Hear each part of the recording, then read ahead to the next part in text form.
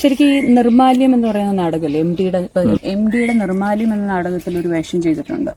പക്ഷെ ആദ്യം M D തന്നെ പറഞ്ഞിട്ടുണ്ട്, അന്നത്തെ കാലഘട്ടത്തിലായതുകൊണ്ട് എം ഡിക്ക് അത് ചെയ്യാൻ പറ്റി, ഇന്നത്തെ കാലഘട്ടത്തിൽ അത് ചെയ്യാൻ പറ്റില്ല. നിങ്ങൾ നാടകം അഭിനയിച്ച സമയത്തും അത്തരം പ്രശ്നങ്ങൾ നേരിട്ടിട്ടുണ്ടെന്ന് കേട്ടിട്ടുണ്ട്. അന്ന് എം ഡിയുടെ നാടകം സിനിമ നാടക രൂപത്തിൽ അവതരിപ്പിക്കാൻ തീരുമാനിച്ച അതിന്റെ 25 സിനിമ ഇറങ്ങി 25 വർഷം കഴിഞ്ഞപ്പോഴാണ് ഇതൊരു നാടക രൂപത്തിലാക്കുന്നതിനെ പറ്റി ചിലർക്ക് ഒരു തോന്നലുണ്ടായത്. സ്ക്രിപ്റ്റ് എഴുതിയത് പ്രൊഫസർ പള്ളിമൺ ജയകുമാറാണ്. അദ്ദേഹം സ്ക്രിപ്റ്റ് എഴുതി എം ഡിയെ കൊണ്ട് കാണിച്ചു. എം ഡി പറഞ്ഞ ഇത് വായിച്ചു നോക്കിയിട്ട് നാടകം കളിക്കാൻ പെർമിഷൻ തരാനൊക്കില്ല, ഇത് ചെയ്ത് കാണിച്ചാൽ നാടകം തൃപ്തികരമാണെങ്കിൽ സമ്മതിക്കാം അങ്ങനെ പറഞ്ഞു. അങ്ങനെ ആ നാടകം തയ്യാറാക്കി എൻ്റെ സംഗീത സംവിധാനം നിർവഹിച്ചെല്ലാം ചെയ്ത് എല്ലാ റെക്കോർഡിങ്ങും കഴിഞ്ഞു. കോഴിക്കോട് ഗാന്ധി ഭവനിലാണ്, ഗാന്ധി ഗ്രാമത്തിൻ്റെ ഓഡിറ്റോറിയം ഉണ്ട്, അവിടെ ചെറിയൊരു ഓഡിറ്റോറിയം, അവിടെയാണ് ഇത്. എം ടിയും അദ്ദേഹത്തിൻ്റെ ചില സുഹൃത്തുക്കളും പിന്നെ എല്ലാ കുറച്ച് ആൾക്കാരും 250 ആൾക്കാരുമാണ് പ്രേക്ഷകരായി അന്നുണ്ടായിരുന്നത്. കണ്ടിട്ട് ഒരക്ഷരം പറയാതെ എഴുന്നേറ്റ് പോയി. അദ്ദേഹത്തിൻ്റെ പ്രത്യേകത അറിയാമല്ലോ, ഒന്നും പറഞ്ഞില്ല. ഇരുന്ന് നാടകം കണ്ടു, നാടകം കണ്ടു കഴിഞ്ഞിട്ട് എഴുന്നേറ്റ് പോയി. പിന്നെ ആർക്ക് എന്ത് ചെയ്യണമെന്നും ആർക്കും അറിയില്ല. അത്രയും കാശ് മുടക്കി അന്നത്തെ കാലത്ത് ഒരു ഭീമമായ തുക ചെലവാക്കിയാണ് നാടകം അവതരിപ്പിച്ചത്. ആ നാടകം തുടർന്ന് അവതരിപ്പിക്കാൻ പെർമിഷൻ കിട്ടിയില്ലെങ്കിൽ ഉണ്ടാകുന്ന സാമ്പത്തിക ബാധ്യത, പിന്നെ അല്ലാതെയുള്ള ബുദ്ധിമുട്ടുകൾ. എന്തായാലും കുറേ ആൾക്കാർ പോയി. ചെന്ന് 2 സംവിധായകരും നാടക നിർമ്മാതാവ് രവിവർമ്മ എല്ലാം കൂടെ പോയി. പറഞ്ഞ് അത് നാളെ രാവിലെ അത് ഓഫീസിലോട്ട് വരാൻ പറഞ്ഞു. അവിടെ ചെന്നപ്പോൾ ഒരു 7 പോയിന്റ്സ് എഴുതി സംവിധായകനെ ഏൽപ്പിച്ചു. ഇത്രയും കാര്യങ്ങളൊന്ന് നോക്കണം. വളരെ ചെറിയ കാര്യങ്ങളാണ്. മൈമുണ്ണി എന്ന കഥാപാത്രം നിങ്ങൾ ഒരു വില്ലനായിട്ടാണ് ചിത്രീകരിച്ചത്, അങ്ങനെ അല്ല അത് ഉദ്ദേശിച്ചത്, അയാൾ യാദൃശ്യമായിട്ട് അങ്ങനെ സംഭവിച്ചു പോയതാണ്. അതുപോലെ വാര്യർ എന്ന കഥാപാത്രം, ഞാൻ ചെയ്ത വാര്യർ എന്ന കഥാപാത്രം വെളിച്ചപ്പാടിന് മുറുക്കാൻ കൊടുക്കുന്നൊരു രംഗമുണ്ട്. അത് കയ്യിലേക്ക് ഇട്ടു കൊടുക്കണം, ഒരിക്കലും സ്പർശിക്കാൻ പാടില്ല. അങ്ങനെയാണ് ആ കാലത്ത് അങ്ങനെ ആയിട്ടുള്ള വാര്യര് പിന്നെ വെളിച്ചപ്പാടിനെ തൊടാൻ പാടില്ല എന്നാണ് അദ്ദേഹം. അതുപോലെ ചില നിർദ്ദേശങ്ങൾ വെച്ചു. ഇതെല്ലാം ശരിയാക്കിയിട്ട് മധുവിനെ ഒന്ന് കാണിക്കും. മധു എന്ന് പറയുന്നത് കവി വി മധുസൂദനൻ നായരാണ്. അദ്ദേഹത്തെ കണ്ട് കാണിച്ചിട്ട് ഞാൻ മധുവിനോട് ചോദിക്കട്ടെ, മധു കുഴപ്പമില്ല എന്ന് പറയുകയാണെങ്കിൽ തുടർന്ന് അവതരിപ്പിക്കാം. അങ്ങനെയെല്ലാം കറക്ഷനൊക്കെ നടത്തി പ്രൊഫസർ മധുസൂദനൻ നായരെ കാണാൻ പോയി. 2 പ്രാവശ്യം കണ്ടിട്ടും അദ്ദേഹത്തിന് അത് സൗകര്യപ്പെട്ടില്ല. പിന്നെ അദ്ദേഹം തന്നെ പറഞ്ഞു, കുഴപ്പമില്ലേ, നിങ്ങളങ്ങ് കളിച്ചുകൊടുക്കുമെന്ന് പറഞ്ഞു. അങ്ങനെ നാടകം അവതരിപ്പിച്ചു. നാടകം അവതരിപ്പിച്ചുകൊണ്ടിരിക്കുമ്പോൾ പയ്യന്നൂർ നാടകം കഴിഞ്ഞ് കൊടുങ്ങല്ലൂരേക്ക് വരുമ്പോൾ അതിലൊരു നടി ഈ ചിക്കൻ ബോക്സ്. കൊടുങ്ങല്ലൂർ എന്ന് രഹസ്യമായിട്ട് ഞങ്ങൾ നാടകം അവതരിപ്പിച്ചു. തിരിച്ച് പത്തനംതിട്ടയിൽ വന്നപ്പോൾ 2ാമത്തെ ആർട്ടിസ്റ്റിന് ചിക്കൻ ബോക്സ്. അങ്ങനെ പകരം ആളിനെ വെച്ചിട്ടില്ല. അതുപോലെ തന്നെ അവരെല്ലാം, കാരണം ഓരോ ദിവസവും ഇങ്ങനെ ഓരോരുത്തർക്ക് 16 പേരിൽ 13 പേർക്കും ചിക്കൻ ബോക്സ് വന്നു. ഒരൊറ്റ നാടകം മുടക്കാതെ ആ നാടകം ഞങ്ങൾ അവതരിപ്പിച്ചു. ആ കാലത്ത് ഉണ്ടായ ചില അനുഭവങ്ങളെന്ന് പറയുന്നത്, പലപ്പോഴും വേദികൾക്ക് പിന്നിൽ വാളുമായിട്ട് ആൾക്കാർ വരികയാണ്. ദൈവത്തെ തുപ്പുന്ന എന്തെങ്കിലും അതിനകത്ത് കാണിച്ചാൽ നീ ഒന്ന് ഇവിടെ ജീവനോടെ പോവില്ല എന്നുള്ള രീതിയിൽ ഭീഷണിയായിരുന്നു. ചില സ്ഥലങ്ങളിൽ, കൂടുതലും ആലപ്പുഴ ജില്ലയിലാണ് അതുണ്ടായത്. ചിലയിടത്ത് ചെറിയ തോതിൽ വണ്ടി ആക്രമിക്കുകയൊക്കെ ചെയ്തു. ഒരിടത്ത് നാടകം കഴിച്ച് 2ാമത്തെ സ്ഥലത്തേക്ക് പോകുന്ന വഴിയിൽ കാത്തിരുന്ന് വണ്ടിക്ക് നേരെ വടിയും മറ്റു ആയുധങ്ങളുമായിട്ട് വണ്ടി തല്ലി പൊട്ടിക്കാനൊക്കെ ശ്രമിച്ചു. പിന്നെ വണ്ടി വിട്ടുപോയി. അക്കാലത്ത് വളരെ ബുദ്ധിമുട്ടായിരുന്നു നാടകം അവതരിപ്പിക്കാൻ. ആ നാടകം മാത്രമല്ല, അതുപോലുള്ള നാടകങ്ങൾ ഇപ്പോൾ നമുക്ക് അവതരിപ്പിക്കാൻ പറ്റില്ല. ഇന്നിപ്പോൾ KPSC അവതരിപ്പിച്ച ഭഗവാൻ കാലമാർന്നോ അല്ലെങ്കിൽ KTയുടെ ചില നാടകങ്ങളോ എന്നമ്പിള്ള സാറിൻ്റെ തന്നെ ഈശ്വരൻ അറസ്റ്റിലോ അതുപോലുള്ള നാടകങ്ങളോ ഒക്കെ ഇന്ന് പൊതുവേദിയിൽ കൊണ്ടുവന്ന് അവതരിപ്പിക്കാൻ ബുദ്ധിമുട്ടായിരിക്കും. അഭിപ്രായ സ്വാതന്ത്ര്യം ഇല്ലാതായി എന്നാണ്. അതുകൊണ്ട് പ്രൊഫഷണൽ നാടകത്തിന്റെ അപജയങ്ങളിൽ ഒന്ന് അതാണ് കാരണം. കാരണം ഇന്നിപ്പോൾ നമുക്ക് ഏത് വിഷയത്തെപ്പറ്റിയും ധൈര്യപൂർവ്വം അരങ്ങിൽ ഇന്ന് സംസാരിക്കാൻ കഴിയില്ല. ആ തരത്തിലുള്ളൊരു വിഷയം കൈകാര്യം ചെയ്യാൻ പറ്റില്ല. ഇപ്പോൾ എല്ലാവരും ചെയ്യുന്നത് ആർക്കും ബുദ്ധിമുട്ടില്ലാത്ത രീതിയിൽ ഒരുതരം സൃഷ്ടികൾ നടത്തുകയാണ്. വളരെ അപൂർവം നാടകങ്ങൾ മാത്രമാണ് ഇപ്പോൾ ആ തരത്തിൽ ഇതിനെയൊക്കെ മറികടന്ന് എല്ലാവരെയും തൃപ്തിപ്പെടുന്ന രീതിയിൽ അവതരിപ്പിക്കപ്പെടാറുള്ളത്. പിന്നെ എന്തെങ്കിലുമൊക്കെ കാര്യമായിട്ട് ഈ രംഗത്ത് പറയണമെന്ന് തോന്നുന്നവർ മറ്റു മാർഗങ്ങൾ സ്വീകരിക്കുന്നു. അതാണ് ഒരുപക്ഷെ സമാന്തര നാടകങ്ങളുടെ വളർച്ചയ്ക്ക് കാരണവും. അപ്പൊ ഈ സമാന്തര നാടകത്തിനെ പറ്റി പറയുമ്പോൾ KR രമേശിന്റെ പുതിയ നാടകത്തിനെ കുറിച്ച് ഒന്ന് പറയാൻ പറ്റുമോ? പുതിയ നാടകം യഥാർത്ഥത്തിൽ അത് എങ്ങും എത്തിയില്ല. അതിന്റെ ഒരു പ്രാരംഭ ദശയിലാണ്, ഒരു ഘട്ടത്തിൽ നിൽക്കുകയാണ്. ഇപ്പോൾ അതിന് കൊടുത്തിരിക്കുന്ന പേര് ഒരു പ്രത്യേകതരം സോക്രട്ടീസ് എന്നാണ്. ഈ പേര് ഇനി മാറുമോ എന്ന് ചോദിച്ചാൽ പറയാൻ പറ്റില്ല. കാരണം രമേശ് അങ്ങനെയുള്ളൊരു സ്വഭാവക്കാരനാണ്. നാളെ പേര് മാറിയെന്ന് വരാം. അതിന്റെ നാടകത്തിന്റെ പൂർണ്ണ രൂപമായിട്ടില്ല. ഒരു പ്രത്യേക ശരിക്കും ആ കഥാപാത്രം ഇപ്പം നിലവിൽ പേരിട്ടിട്ടില്ല. പ്രധാന കഥാപാത്രം ചെയ്യുന്നത് PJ ഉണ്ണികൃഷ്ണനാണ്. ആർട്ടിക്കിലും PJയാണ് അത് പ്രധാന കഥാപാത്രം ചെയ്ത്. അപ്പൊ അന്ന് അഭിനയിച്ച ആൾക്കാരോടൊപ്പം പുതുതായിട്ടൊരു നടി കൂടെ വന്നിട്ടുണ്ട്. ഒരു അധ്യാപികയാണ്. അതെ, അധ്യാപികയാണ്. അങ്ങനെ 6 പേരുള്ളൊരു നാടക സംഘമാണത്. അതിനുശേഷം ചില മാറ്റങ്ങൾ മറ്റേ സംഗീതം ഉണ്ടാവാൻ സാധ്യതയുണ്ട്. തീരുമാനിച്ചിട്ടില്ല. കാരണം ആർട്ടിക്കിന്റെ പിന്നിൽ അതിനൊരു ആദ്യം സംഗീതം കൊടുക്കാൻ ഉദ്ദേശിച്ചിരുന്നെങ്കിലും അതിന് പകരം വേറെ ചില ശബ്ദങ്ങൾ മാത്രമാണ് ആർട്ടിക്കിന്റെ പിന്നണിയിൽ ഉപയോഗിച്ചിട്ടുള്ളത്. പലരുടെ ചിരി, ചില ശബ്ദങ്ങൾ ആഗ്രഹിച്ചിട്ടുള്ളത്. ഇതെങ്ങനെയാണെന്നുള്ളത് തൽക്കാലം മ്യൂസിക് ചെയ്യാൻ ഉദ്ദേശിക്കുന്നു എന്നാണ് പറഞ്ഞത്. പൂർണ്ണരൂപത്തിൽ എത്തണമെങ്കിൽ അടുത്ത മാസം നാടകം അവതരിപ്പിക്കുമ്പോൾ അറിയാം. ശരിക്കും കലാപാരമ്പര്യമുണ്ടോ? അപ്പം അങ്ങനെ എടുത്തു പറയത്തക്ക പാരമ്പര്യം ഒന്നുമില്ല. പിന്നെ കലയോട് താല്പര്യം ഉണ്ടായിരുന്നു. അച്ഛന് കലയോട് താല്പര്യം ഉണ്ടായിരുന്നു. കഥകളി കാണാനും പാട്ട് കച്ചേരി കേൾക്കാനും അത്യാവശ്യം പിന്നെ നൃത്തം കാണാനും. ചിലരൊക്കെ എൻ്റെ സഹോദരി നൃത്തം അഭ്യസിക്കാൻ പറഞ്ഞു വിട്ടിട്ടുണ്ട്. കുറച്ചു കാലം അതിനുവേണ്ടി പോയിട്ടുള്ളതാണ്. എന്തുകൊണ്ടാണ് ആ ഒരു അച്ഛൻ ഇപ്പോൾ കലാരംഗത്തേക്ക് കടന്നു വന്ന പോലെ അപ്പച്ചയ്ക്ക് എന്തുകൊണ്ട് അന്നത്തെ കാലത്ത് ഒരു പ്രത്യേക ഘട്ടം കഴിഞ്ഞ സ്കൂൾ വിദ്യാഭ്യാസത്തിന്റെ ഒരു പ്രത്യേക ഘട്ടം കഴിഞ്ഞപ്പോൾ പിന്നെ പോകണ്ടാന്ന് തീരുമാനിച്ചത്രേ ഉള്ളൂ. ഇത്രയും കാലം ഈ നാടകരംഗത്ത് നിൽക്കാനുള്ള ഒരു കാരണം എന്താണ്? പാഷൻ തന്നെയാണ്. കാരണം നാടകത്തോട് താല്പര്യമുള്ള ഒരാള് ഒരുപക്ഷെ ബുദ്ധിമുട്ടുകൾ കാരണം മാറി നിന്നാൽ പോലും പിന്നീട് ഒരു നാടകവണ്ടി കാണുമ്പോൾ ഉണ്ടാകുന്നൊരു വികാരമുണ്ട്. അത് അങ്ങനെയാണ്. നാടകവണ്ടി കാണുമ്പോൾ എന്തോ നഷ്ടപ്പെട്ടതുപോലെ നമ്മളിങ്ങനെ നിന്ന് പോകും. ഇപ്പോൾ ഏത് നാടകമായാലും, അമച്ചറായാലും പ്രൊഫഷണലായാലും സമാന്തരമായാലും എന്തുമായാലും നാടകം അങ്ങനെ ഏതായാലും രംഗത്ത് നിൽക്കുന്ന ഒരാളിനെ സംബന്ധിച്ചിടത്തോളം അതിനോട് താല്പര്യം ഉണ്ടായിക്കൊണ്ടിരിക്കും. ശരിക്കും യാഥാർത്ഥ്യത്തോട് കൂടുതൽ അടുത്ത് നിൽക്കുന്നതാണ് നാടകം എന്നുള്ളത് കൊണ്ടായിരിക്കും അല്ലേ? അതെ, രണ്ടും രണ്ട്. സ്ക്രീനിൽ നിങ്ങൾ ഒരുപാട് സാങ്കേതിക സഹായം ലഭിക്കുന്നുണ്ട്. നാടകത്തിൽ നാടകം തുടങ്ങിക്കഴിഞ്ഞാൽ പിന്നെ ഒരു സഹായമില്ല. നമ്മുടെ കയ്യിലാണ് നാടകം. സംഭവിക്കാറുണ്ട്. അവിടെ സദസ്സിനനുസരിച്ച് അവതരണങ്ങൾ മാറ്റം വരും. ഒരു നാടകം എന്തെങ്കിലും ഒരു അനുഭവം ഉണ്ടോ അതുപോലെ ബുദ്ധിമുട്ടുണ്ടായ? ബുദ്ധിമുട്ട് പലയിടത്തും ഉണ്ടായിട്ടുണ്ട്. കാരണം നമ്മൾ ഉദ്ദേശിക്കുന്ന രീതിയിൽ നാടകം സ്വീകരിക്കപ്പെടുന്നില്ലെങ്കിൽ ബുദ്ധിമുട്ടുണ്ടാവും. ചില സ്ഥലത്ത് ഉദ്ദേശിക്കുന്നതിൽ കൂടുതൽ നമുക്ക് വിജയിപ്പിക്കാൻ കഴിയുന്നു. കാരണം ഇതൊരു തരം കൊടുക്കൽ വാങ്ങലാണല്ലോ. സദസ്സിൽ നിന്ന് കിട്ടുന്ന പ്രതികരണം, അവിടെ ഉണ്ടാവുന്ന ഒരു രാസപ്രക്രിയയുണ്ട് നടീനടന്മാരിൽ. അത് വീണ്ടും മുമ്പിലിരിക്കുന്നവർക്ക് കൊടുക്കുന്നു. അങ്ങനെ ഒരു സഞ്ചാരമാണ്, ഒരു ട്രയാങ്കിൾ ആണ്.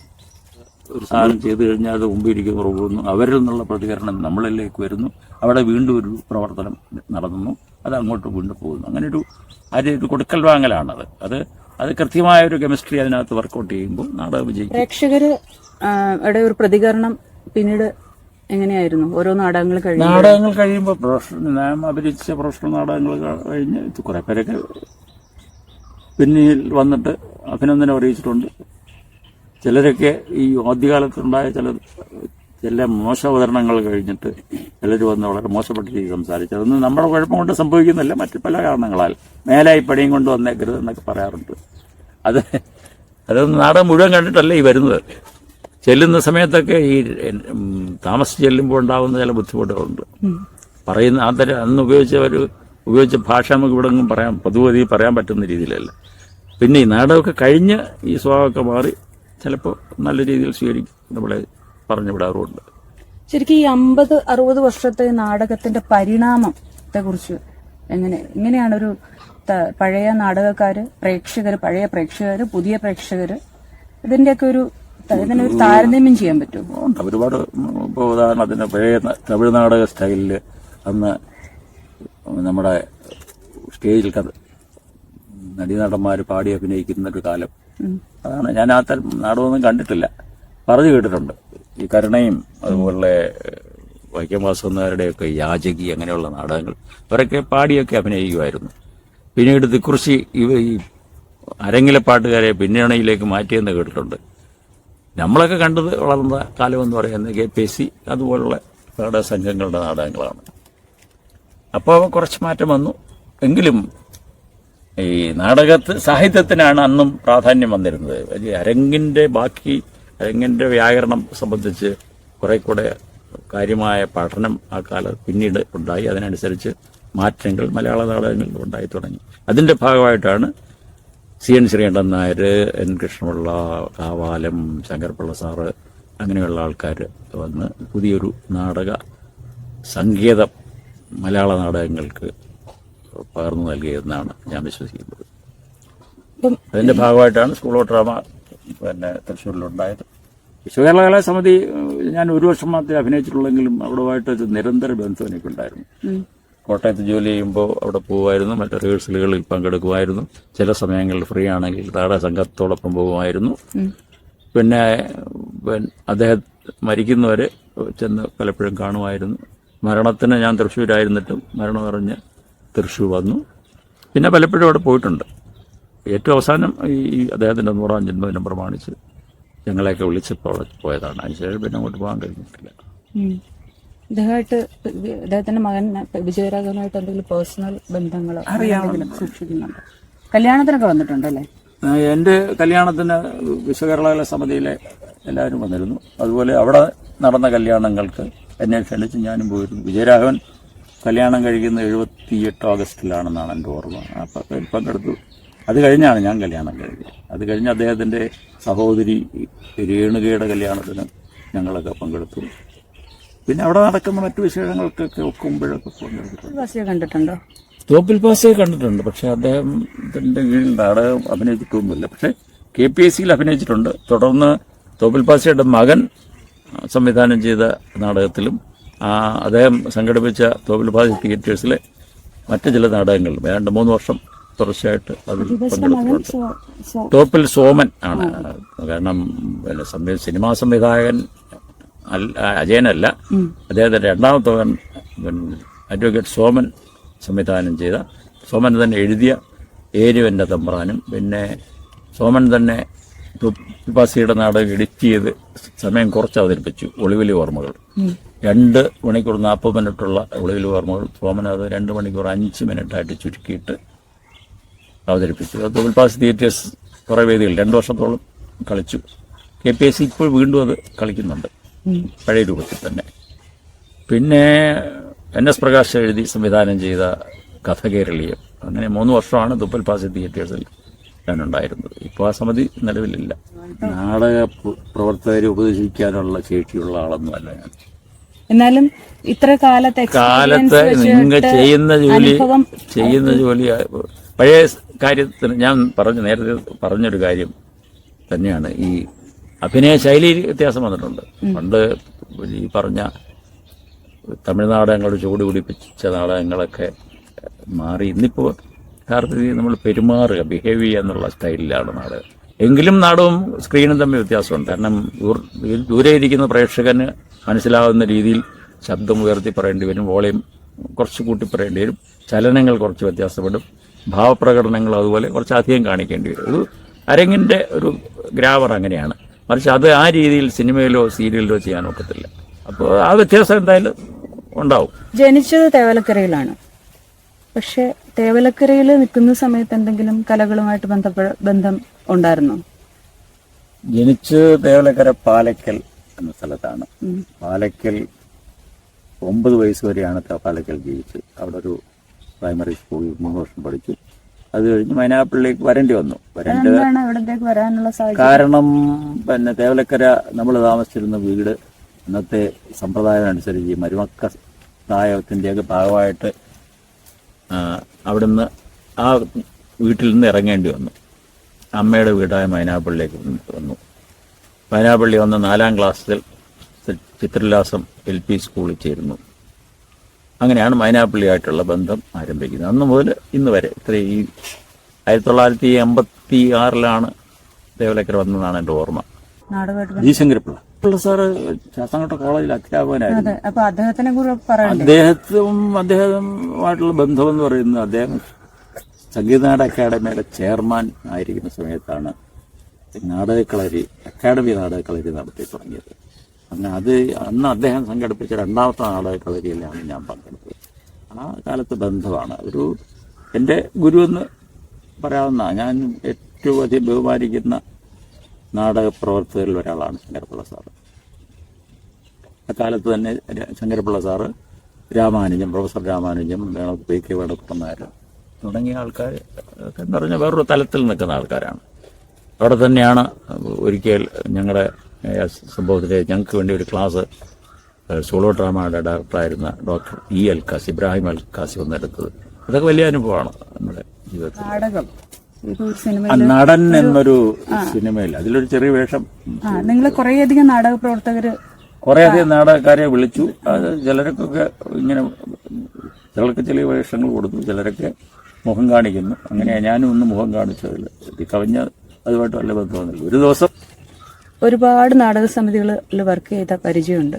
ഇപ്പം ഓർമ്മയിലുള്ള ഏതൊക്കെയാണ്? ഒരുപാട് നാടക സമിതികളിൽ വർക്ക് ചെയ്തിട്ടുണ്ട്. ഓർമ്മ നിൽക്കുന്ന വിശ്വകേരള സമയത്ത് തുടങ്ങി പിന്നെ നമ്മുടെ നാട്ടിൻ പ്രദേശത്ത് കൊല്ലം കേന്ദ്രീകരിച്ചുള്ള സമിതികൾ. ഇത് തന്നെ യവന, അരീന, തനിമ, ദൃശ്യകല, ആറ്റിക്കൽ പത്മശ്രീ, അവിടുന്ന് വടക്കോട്ട് വരുമ്പോൾ ഓച്ചിറയുള്ള സമിതികൾ, ഓച്ചിറ സരികയുണ്ട്, തോട്ടുവാസ് തിയേറ്റേഴ്സ് ഉണ്ട്, കായംകുളം KPSC ഉണ്ട്. പിന്നെ അങ്ങനെ കുറെ പ്രശസ്തമായ സമിതികളും അല്ലാത്തതുമായ സമിതികളുണ്ട്. ചിലരൊക്കെ ബന്ധമൊക്കെ ഉണ്ടായിരുന്നെങ്കിലും രാജൻ ബി ദേവിന്റെ മരണത്തിന് വളരെ അപൂർവമായിട്ടൊക്കെ ബന്ധപ്പെട്ടിരുന്നു. വിജയരാഘവൻ ഇപ്പോൾ തിരക്ക് പിടിച്ച് നടന്നതാണ്. എങ്കിലും കോട്ടയത്തൊക്കെ ചെന്ന് കണ്ടാൽ അത്യാവശ്യം ലോഹിയൊക്കെ പറയുന്ന കൂട്ടത്തിലാണ്. പിന്നെ ചില നടന്മാരൊക്കെ ഉണ്ട്, സിനിമാ രംഗത്ത് നിൽക്കുന്നവരും അല്ലാത്തവരും ഒക്കെ ആയിട്ടുള്ള ആൾക്കാരുണ്ട്. ശരിക്കും അങ്ങനെയുള്ള ബന്ധം ശരിക്കും സിനിമാ സ്വപ്നത്തെ മുന്നോട്ട് കൊണ്ടുപോകാൻ സഹായിക്കില്ലായിരുന്നോ? കാരണം ഈ ജോലി ഉപേക്ഷിച്ചത് ഈ സിനിമയോടുള്ള പാഷൻ കാരണമല്ലേ? ശരിക്കും യഥാർത്ഥത്തിൽ അന്നത്തെ എയർഫോഴ്സിന്റെ ജോലി അവസാനിപ്പിച്ചത് സ്റ്റേജുമായിട്ടുള്ള താല്പര്യത്തിന്റെ പിന്നിലാണ്. പിന്നെ ഈ സിനിമാ സ്വപ്നമൊക്കെ ഉണ്ടായിരുന്നു എന്ന് കരുതി സിനിമയ്ക്ക് അതിനുവേണ്ടി പ്രത്യേകിച്ച് അതൊക്കെ കൂടി ഞാൻ ശ്രമിച്ചിട്ടുള്ളത്. ഒരു സ്ത്രീയുടെ പരമാർത്ഥം എന്താണെന്നറിയാമോ? അവളൊരു പരമാർത്ഥമാണെന്നുള്ളതാണ്. ഇളങ്കാറ്റ് പോലെ നീട്ടിയൊരു സ്വപ്നമാണവൾ, കനനച്ചോല പോലെ കുളിർമയുള്ളൊരു സാന്ത്വനമാണവൾ എന്നൊക്കെ നാം സങ്കല്പങ്ങൾ കൊണ്ട് പരിവേഷങ്ങൾ ചമച്ച് അവളെ അണയിക്കുമ്പോൾ അവൾ തൊഴിക്കുന്നില്ലെങ്കിൽ അവളുടെ ഭാഗം ജയിക്കാനാണ്. പക്ഷെ അവൾക്കറിയാം അവളെ ഇങ്ങനെ മിഥ്യയാക്കുന്ന പുരുഷ സങ്കല്പത്തോട് അവളുടെ പ്രതിക്രിയയുണ്ടെന്ന്. ആ പൂഞ്ചോല, ആ സ്വപ്നം ക്രമപ്രബദ്ധമായി വീർത്ത് സാവധാനം നീങ്ങുന്നൊരു വീട്ടുസാധനമായി, കുറ്റപ്പെടുത്തുന്നൊരു യന്ത്രമായി, 200 രാത്രിയുള്ളൊരു പരമാർത്ഥമായി രൂപാന്തരപ്പെടുമ്പോൾ സഖാവേ അവളുടെ പ്രതിക്രിയ സാധിച്ചു കഴിഞ്ഞു. ആ പൗഡറിന്റെ മണത്തിനും മൃദുലമോഹനമായ കളേബരത്തിനുമകത്ത് പരസഹസ്രം വശ്യതകളുടെ ആ വിളന്നലം, നിരങ്കുശമായ സ്വാർത്ഥതയും കൊടിയ വിദ്വേഷവുമാണെന്നറിയുന്നവൻ സ്ത്രീയുടെ പരമാർത്ഥം അറിയുന്നു.